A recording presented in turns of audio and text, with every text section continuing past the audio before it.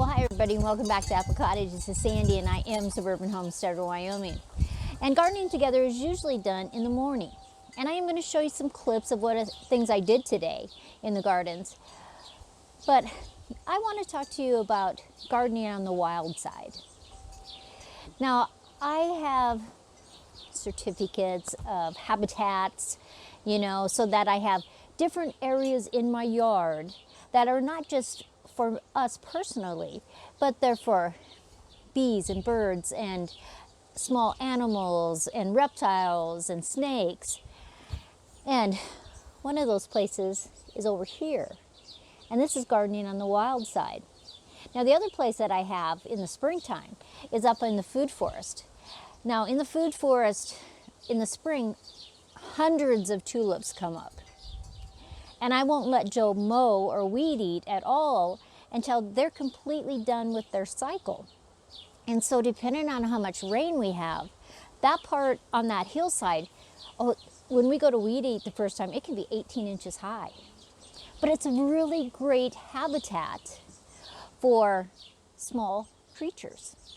And so I'll only weed eat part of it so that they have time to migrate down farther. And as they come into my garden, I have this part. And I have grasses that are 2.5 feet tall. Things that I might pull out are thistles, just because I don't want them to propagate. And they're pokey when I'm in the garden. But gardening on the wild side, even if you just have a small area, even if you have 4x6 space that you're not going to mow, and you're going to have maybe logs or turned over terracotta pots that are broken so that little salamanders can find homes in there. I like to put dishes of water in my wild side so that little creatures have things to drink. A lot of times I'll come up over on the stairs, which comes right by here, and there'll be birds sitting in here. It's real shaded from the plum trees and the pear trees, and it's just a safe, comfortable spot for them. We have lots of garter snakes in our yard, and they eat snails and mice, and there's all kinds of small things. And so it's just a relationship. And if you can just set aside a little corner of your yard to garden on the wild side, and you're really gardening not for yourself, but for those little creatures, I think it's important, and it's actually pretty fun. I can stand back and I can look and I can watch and I can see things move around, and it's really pretty exciting. So I'm going to insert some clips of other things that I did today, and it was a busy day. And it's been a busy week, and when I do my weekend review on Saturday night, it is craziness. But I'm going to stop, add some clips in, and then when I come back, I'm going to, of course, say on my wild side. This is horseradish. It is a phenomenal plant, and it's just got done flowering.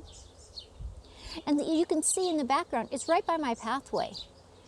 And then, it's got chives, and it's just got a myriad of just plants that just come up, and different grasses. And it's just really lovely for little creatures and insects, and it's very homey. You can see how something has laid down in there, because the dogs don't come into this part. And every so often I do get deer that jump the fence, though I haven't seen them since we put the wooden fence up. 6 feet, is it possible? Probably. But as you can see, it's just a wild side, and you can't really see through there, but there's some logs back there, and just things that creatures can find some comfort.